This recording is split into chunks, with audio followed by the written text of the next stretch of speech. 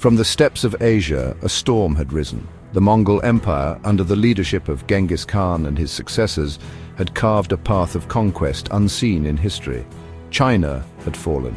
The Khwarezmian Empire, stretching across Persia, had been shattered. By 1258, Baghdad, the heart of the Islamic world, lay in ruins, sacked by the Mongol hordes under Hulagu Khan. The Mongols were seemingly unstoppable. Their military prowess was renowned. Their horsemen were unmatched, their archers deadly, their tactics ruthless and effective. The world trembled before them. The Islamic world, once a beacon of scholarship and culture, now faced an existential threat. The Abbasid Caliphate, the symbol of Islamic unity, was no more. Only the Mamluk Sultanate of Egypt, a warrior state forged in the crucible of conflict, stood between the Mongols and total domination of the Middle East and beyond. The clash was inevitable. The fate of the Islamic world, and perhaps the world itself, hung in the balance. Like and subscribe to emgotvhistory Warfare for more stories. The Mamluks were a formidable force. They were slave soldiers, often of Turkic or Circassian origin, rigorously trained from a young age in the arts of war. They were masters of horsemanship, archery, and swordsmanship. Their discipline and esprit de corps were legendary. Leading the Mamluks was Sultan Qutuz, a ruler of iron will and strategic brilliance. Qutuz knew that the fate of the Islamic world rested on his shoulders. He rallied his people, inspiring them to fight for their faith and their freedom. He understood the Mongol way of war. He knew that to defeat them, he would have to match their mobility and ferocity while exploiting their weaknesses. The Mamluks had one crucial advantage: unity. The Mongols, riven by internal divisions, lacked the same cohesion. Hulagu Khan, preoccupied with events elsewhere in the Mongol Empire, had withdrawn the bulk of his forces from Syria, leaving behind a smaller force under the command of the Nestorian Christian general, Kitbuka. This presented Qutuz with a golden opportunity.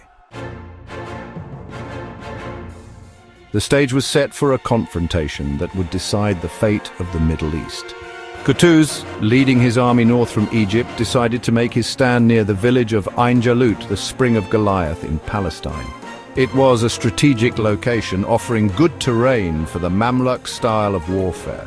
Kitbuka, confident in his army's strength, marched to meet the Mamluk challenge.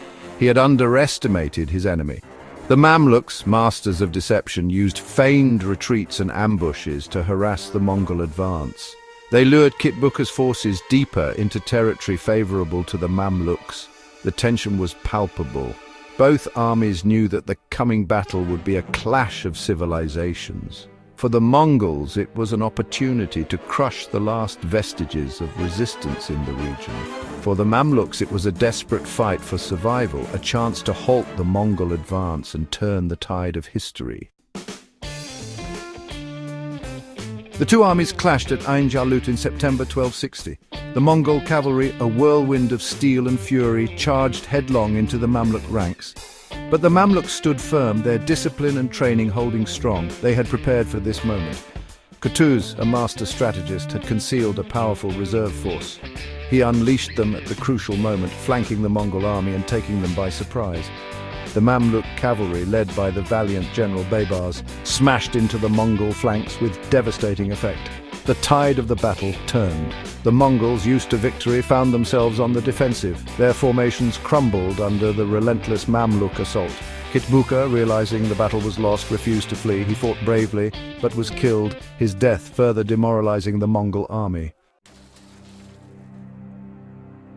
The Mongol defeat at Ain Jalut was their first major setback since they had begun their conquests. It marked the end of their westward expansion. The myth of Mongol invincibility was shattered. The Mamluk victory had profound consequences for the Middle East and the wider world.